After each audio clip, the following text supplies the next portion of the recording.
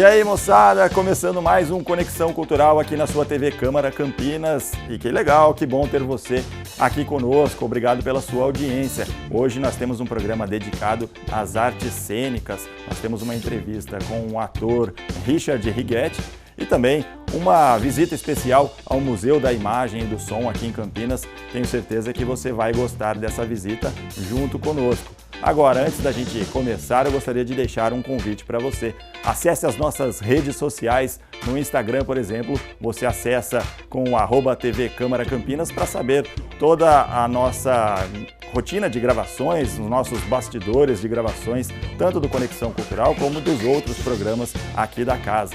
E você pode também acessar o Facebook da TV Câmara Campinas e a página nossa do YouTube para ver e rever esse e todos os outros programas quantas vezes quiser.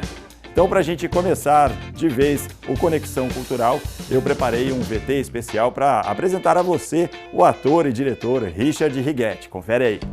Ator, diretor, palhaço, professor. Richard Righetti tem muitos predicados. Campineiro, iniciou a sua carreira artística em 1978, quando ganhou uma bolsa de estudos de teatro no Rio de Janeiro. Já rodou por 24 estados brasileiros com inúmeras peças, sempre levando a arte e a cultura para as pessoas, de preferência em apresentações gratuitas. Atualmente está em cartaz com o espetáculo Paulo Freire, o Andarilho da Utopia, no qual presta homenagem a um dos maiores nomes da educação brasileira. Agora, Richard Righetti empresta um pouco da sua simpatia e sabedoria aqui no Conexão Cultural. Agora que você já conheceu o Richard Righetti, é melhor a gente se apresentar pessoalmente, né? Tudo bem? Prazer, Rubens. Muito legal, muito obrigado por nos atender. E que espetáculo é esse, em homenagem a Paulo Freire? Qual que é a ideia desse espetáculo? Vamos começar já assim. É legal, acho que a ideia é exatamente trazer essa figura, né, importante, essa importância internacional que o Paulo Freire tem, de trazer o pensamento dele, de trazer a pedagogia dele, o homem que ele é, esse ser humano maravilhoso, amoroso, uma pessoa que sempre praticou o diálogo, lutou pela democracia, lutou e continua, de uma certa forma, ainda na questão da luta pela educação. E eu acho que trazer Paulo Freire para hoje em dia, dentro do nosso cenário brasileiro, é de extrema importância. E ele que é o patrono da educação no Brasil, né? Ele é reconhecido internacionalmente pelo seu trabalho na educação. Acho que é um desafio também levar um espetáculo como esse para o palco. Um desafio prazeroso. Um desafio da qual, como artista e como cidadão e como brasileiro, eu abraço com muito carinho e com muito empenho e sei dessa responsabilidade, mas ao mesmo tempo não teria outra opção a não ser enfrentar e encarar esse dia a dia. É muito prazeroso e muito significativo. Sempre busquei fazer coisas na minha vida que me dessem sentido, que tivessem um significado para mim. Eu acho que Paulo Freire tem um sentido e tem um significado. Eu acordo cedo e durmo tarde com prazer em estar realizando esse trabalho. Nem parece trabalho. E que legal, né? E você estava me dizendo, antes da gente começar a nossa gravação aqui, que você está sozinho no palco, mas na verdade não é nenhuma peça teatral, né? Porque ela sempre está mudando, porque ela depende muito da interação com o público. Como é que dá para explicar isso? Esse conceito que nós utilizamos, não de uma peça teatral, mas sim de um ato de cenopoesia, ele tem uma argumentação que é fácil de entender. Nós não fazemos nós fazemos com. Então a cenopoesia parte do princípio da utilização do nosso repertório humano. Todos nós somos artistas, todos nós temos uma capacidade incrível de criação. O artista vai se esmerando em várias linguagens. Então, no ato da cenopoesia, são utilizadas várias linguagens, não com uma hierarquia. Não é um espetáculo de teatro, mas é um ato de cenopoético que tem o teatro, a dança, a música, o palhaço, a poesia, as cantigas, né? O cenário, o figurino. Então, todos os elementos dialogam entre eles para criar uma potencialização das linguagens que seriam isoladas.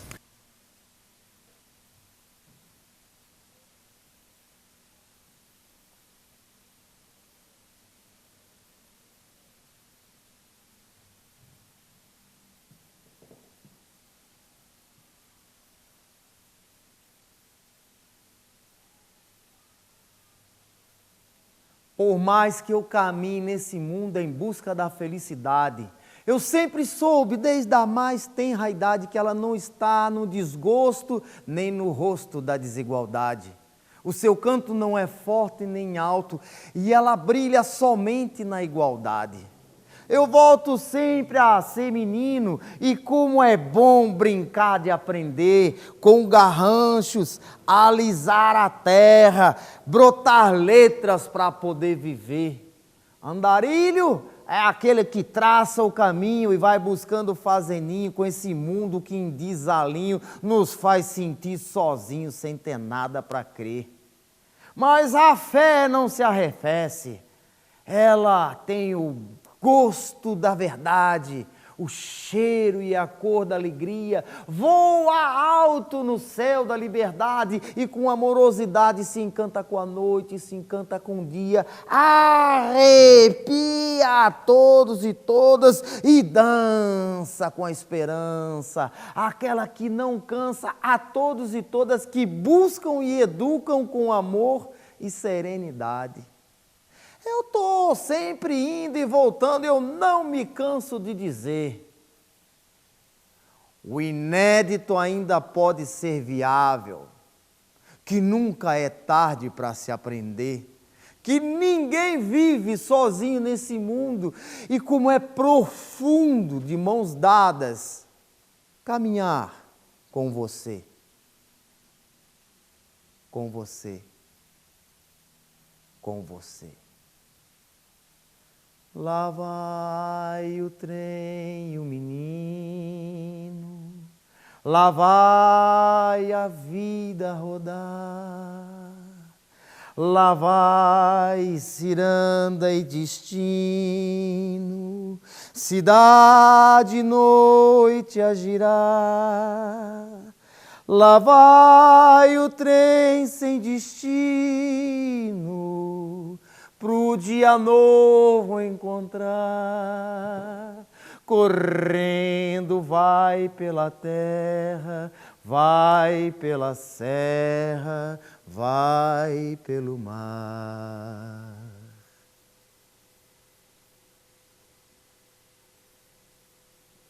E acho que tem muito a ver a questão dos próprios ensinamentos do Paulo Freire, né? Ele dizia a respeito de você criar o seu próprio caminho para aprender melhor.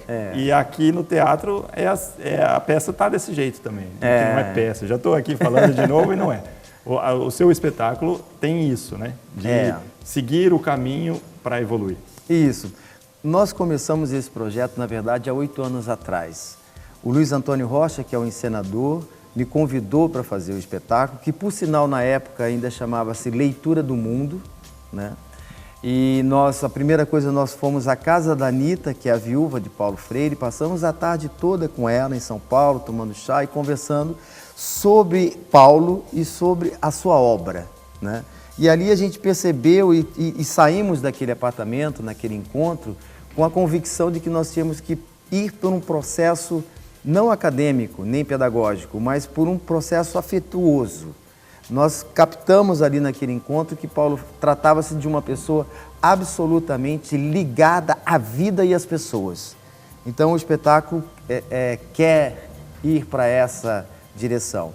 Depois, por problemas de agenda, eu muito ocupado com a fundação da Escola Livre de Palhaços, a SLIPA, em tocar o projeto do Grupo Oficina, a Companhia de Circo Teatro de Rua do Rio de Janeiro, não foi possível e o Luiz Antônio Rocha também com a sua agenda, ele trabalhava em formação de elenco da Globo, é um dos maiores, a palavra que faz a seleção, direção de atores, casting, né? De testing, ele foi um dos maiores, muito conceituado.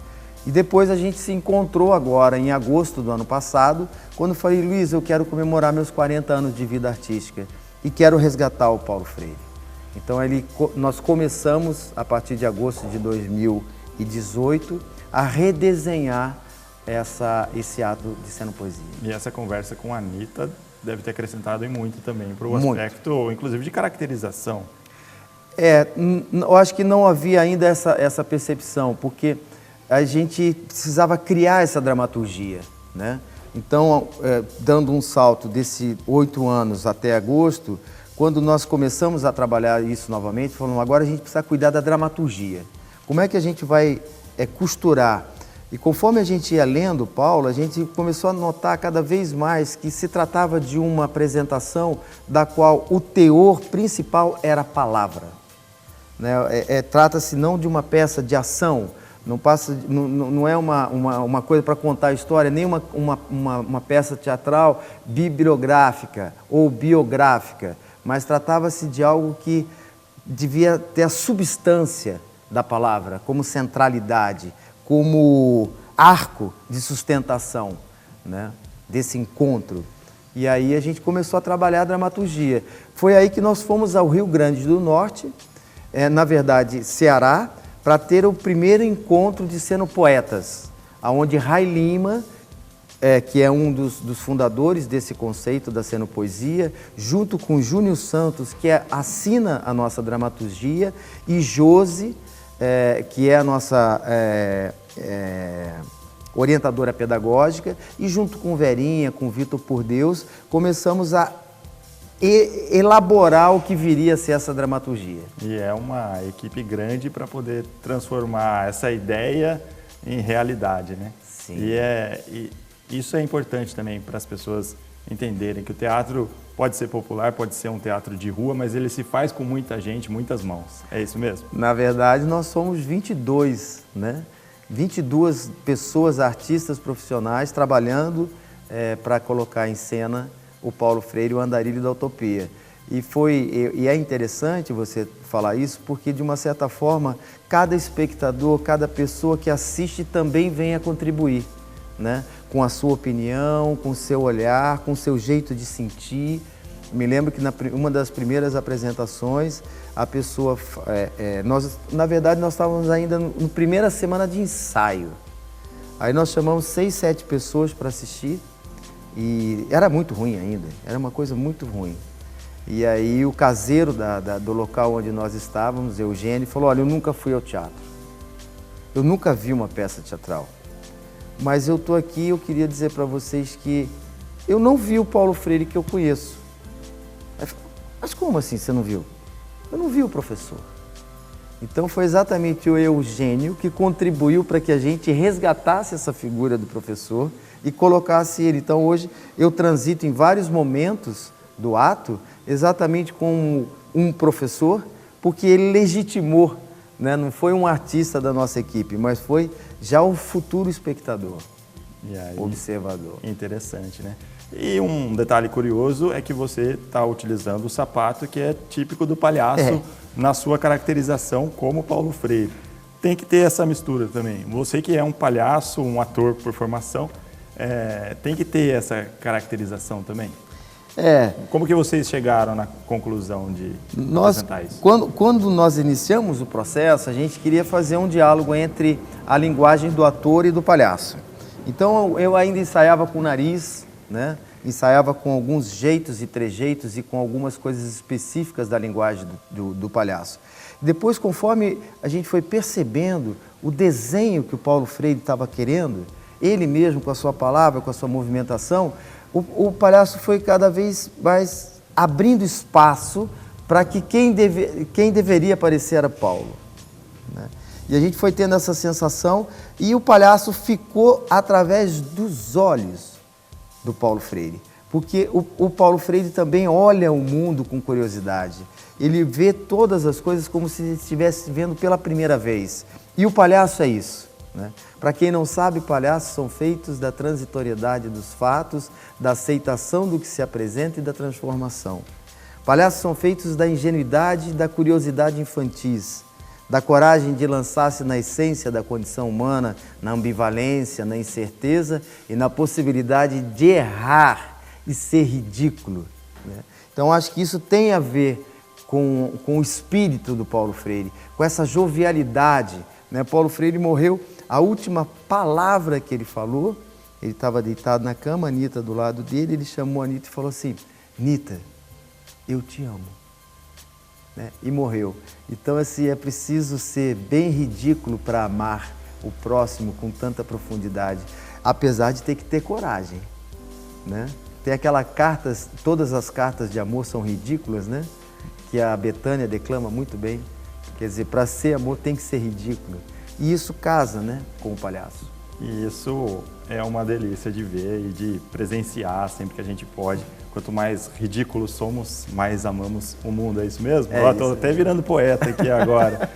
Nós vamos fazer um pequeno intervalo aqui no Conexão Cultural. Daqui a pouco a gente volta com um pouco mais desse bate-papo aqui com o Richard Righetti e também uma visita cultural bem especial aqui em Campinas. Não vai sair daí.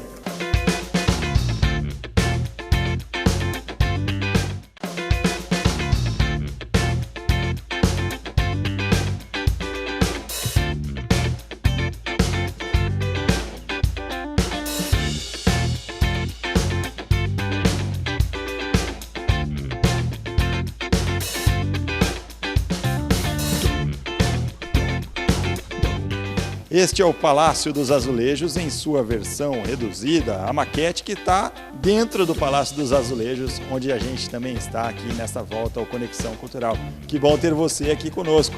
E olha, nós vamos apresentar o que este prédio, que é histórico, patrimônio cultural de Campinas e também do Brasil, ele abriga. É o Museu de Imagem e Som aqui de Campinas. Nós vamos fazer essa visita cultural agora e você, claro, é meu convidado. Vamos lá?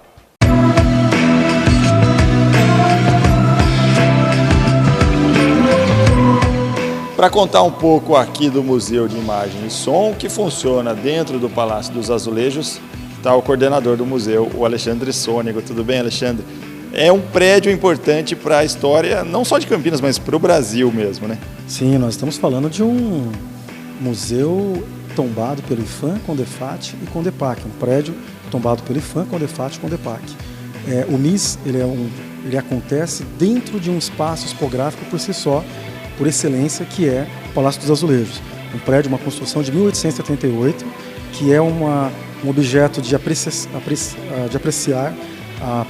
da história da construção, da arquitetura, mas também da história da cidade de Campinas e do Brasil. E oferece inúmeras possibilidades para os visitantes. Sim, né? Aqui o museu ele é um complexo cultural, então é uma marca muito significativa, fica no coração de Campinas e além dessa questão do prédio, que ele é super importante, uma referência arquitetônica para a história nacional, nós temos aqui dentro do museu muitas ações que são desenvolvidas ao longo do ano. Então nós temos, por exemplo, cursos de formação para professores da rede municipal e além de outras escolas públicas e também privadas. Nós temos aqui cursos diversos que acontecem no museu de fotografia, história de cinema. Nós temos aqui também programação cultural diversa, nós temos aqui espetáculos de teatro, shows de música, nós temos aqui performance, nós temos intervenções cênicas, nós temos dança, acontece muita coisa aqui dentro do museu. E também as programações de cinemas, que tem um modelo muito significativo, que é o processo de autogestão. Por quê? Porque não sou eu que proponho uma sessão de filme, geralmente é a própria população, são os usuários, os frequentadores, pesquisadores, cinéfilos, jovens, que propõem as sessões de cinema aqui do museu. Isso faz um grande diferencial. Então, e a grande sacada é que, além de exibir-se o filme, depois se discute. Então, isso torna muito rico a experiência de assistir a um filme. Isso é muito significativo dentro do museu. E, além disso, nós temos o acervo fonográfico de Campinas, nós temos o acervo audiovisual de Campinas, nós temos o acervo fotográfico de Campinas, nós temos também exposições de curta duração, que são as temporárias, que vocês podem aí, são muito bem-vindos para conhecê-las, e bastante rica, bastante dinâmica, e também exposições de longa duração. Dentre os destaques da exposição de longa duração, nós temos aqui personalidades da fotografia de Campinas, além também da música de Campinas, bem como um pouco da história do cinema na cidade de Campinas. E também do mundo, né? Você vai ter ali objetos como vocês vão ver agora, que como se construiu a história do cinema, como se dava a exibição desses filmes, quais os elementos que reproduziam os sons. Hoje nós fazemos tudo pelo celular. No passado, isso acontecia a partir de reprodutores, e Campinas foi muito importante. Na exposição do acervo fonográfico, nós temos a Sonata. É uma fábrica que nasceu aqui em Campinas. Isso é muito significativo porque foi a maneira que democratizou o acesso aos LPs, porque antes era muito caro esse reprodutor de som. E é legal porque está aberto ao público e todo mundo pode conhecer. É o que nós vamos fazer agora. Você faz um guia turístico junto comigo lá? Vocês todos são muito bem-vindos aqui ao museu. Vamos lá com a gente. Então vamos. Vem comigo também.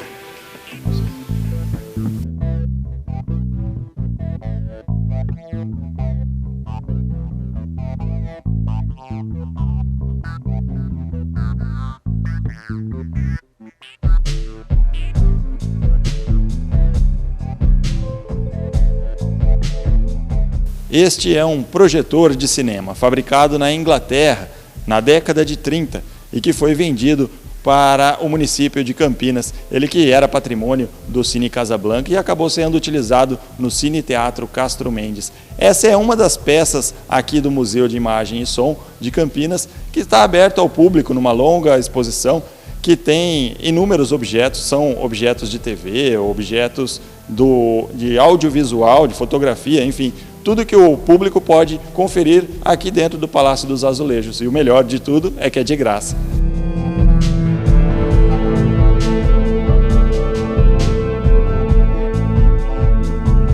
Alexandre, essa máquina toda aqui era responsável por apresentar os filmes no começo do século passado, né? Hoje é uma pena, são poucas as salas de cinema do Brasil que usam ainda o projetor 35mm, que é, por si só, é um objeto artístico lindo, né? Como você pode ver. Então, e aqui entrava o filme, né? E você estava me contando uma curiosidade aqui de dentro. Isso, muito interessante, porque a película, né, ela era colocada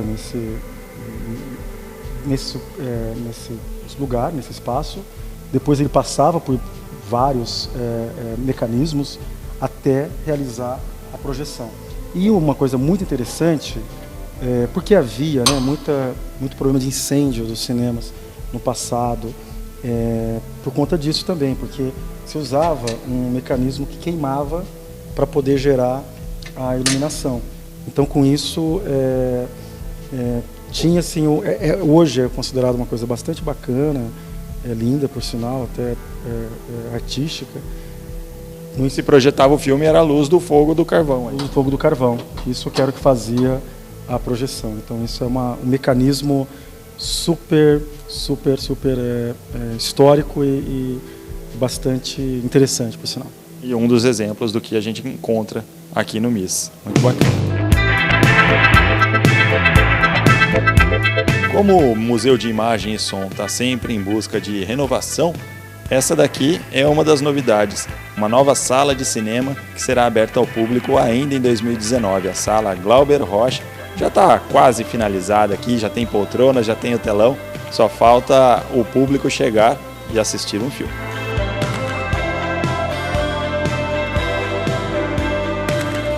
Bom, e o cinema sempre foi um dos chamarizes aqui do MIS, sempre com uma programação extensa e aberta ao público, né? Sim, isso é um grande diferencial. Nós temos poucos cinemas hoje de rua na cidade, no país, e dentre os quais destacamos o Museu da Imagem do Som. E com uma programação gratuita, de segunda a sábado, e uma novidade aí que implementamos nos últimos anos, que é a sessão da tarde. Alguns dias nós temos filmes à tarde, além dos cursos de história de cinema, entre outras ações que são desenvolvidas com o cinema. Isso é o grande diferencial e o convite aí para a população que é de graça. E o melhor, né? De graça e sempre aberto, tá sempre disponível, tá sempre pulsando o MIS. Obrigado. Ó, o filme tá começando, vamos assistir? Daqui a pouco a conexão continua.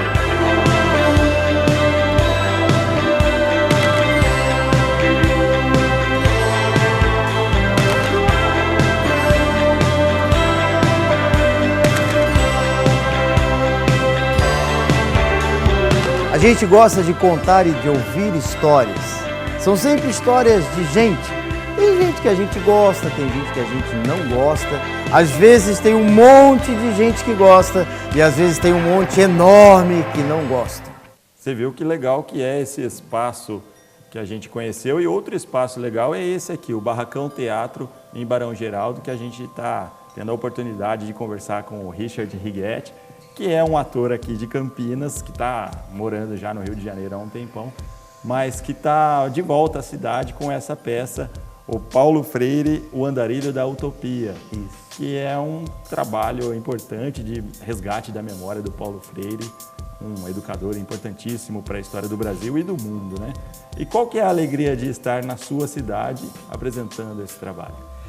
É uma emoção ímpar, porque eu há 40 anos saio de Campinas para fazer teatro e estou tendo a possibilidade de voltar agora. É uma coisa sobreposta à outra. A emoção de comemorar 40 anos, de comemorar 62 anos e de estar na minha cidade. Eu estou no meu quintal. Aí sim, me dá gosto, né? E essa peça é uma realização do seu grupo, o Oficina. Eu gostaria que você abordasse um pouco a respeito desse grupo e da importância cultural que ele representa para as pessoas que atendem. O Grupo Oficina, eu fundei ele em 1996 em Salvador, com uma perspectiva de ser uma metodologia de formação de ator que fosse itinerante e que soubesse ao mesmo tempo o que era pertinente à sua arte, ao seu ofício. Então, naquele momento, eu buscava pesquisar a arte do ator como um elemento que soubesse responder à responsabilidade que lhe cabe.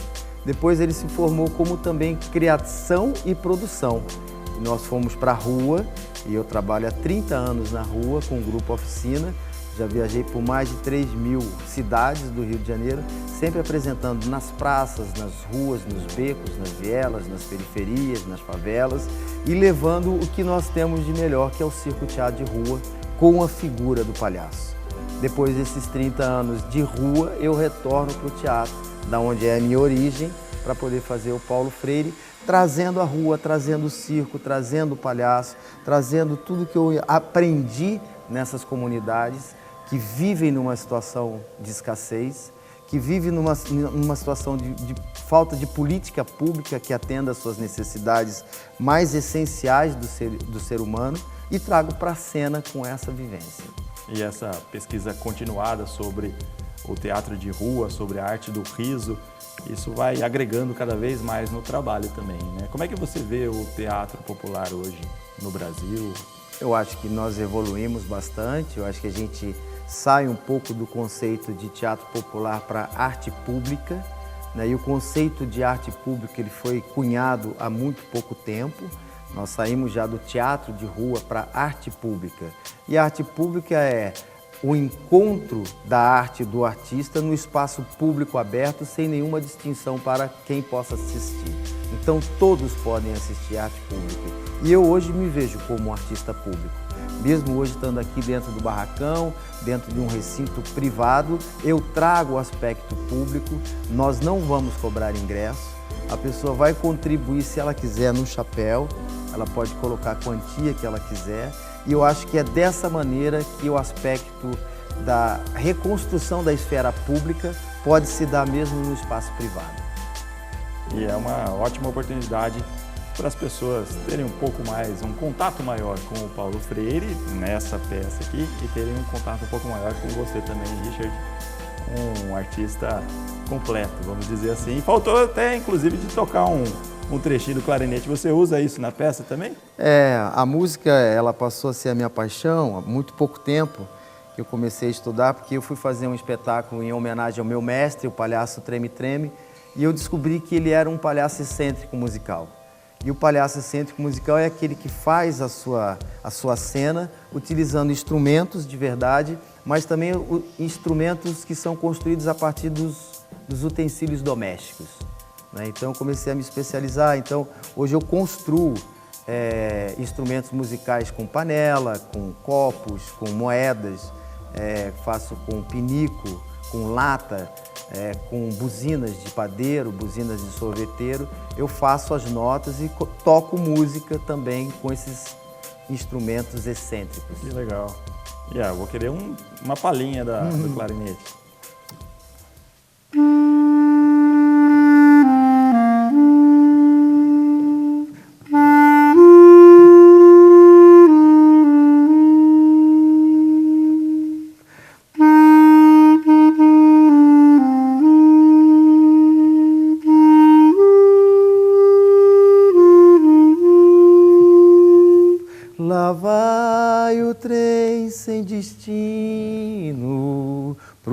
dia novo encontrar. É, desse jeito a gente chora aqui, desse jeito a gente chora de emoção, que alegria e que prazer tê-lo encontrado aqui em Campinas. Seja bem-vindo sempre à sua terra natal e que possa trazer sempre alegria para as pessoas. Muito obrigado por essa entrevista, Richard. Eu é que agradeço e quero dizer a todos vocês, não se esqueçam, a melhor gargalhada é na arquibancada do circo. Muito legal, e essa entrevista, muito obrigado mais uma vez por ela, e agradecendo a sua presença aqui conosco e agradecendo também a sua audiência aí em casa. O Conexão Cultural desta semana fica por aqui. Lembrando que na próxima semana a gente volta com muito mais da arte e da cultura de Campinas. Muito obrigado, até lá. Tchau!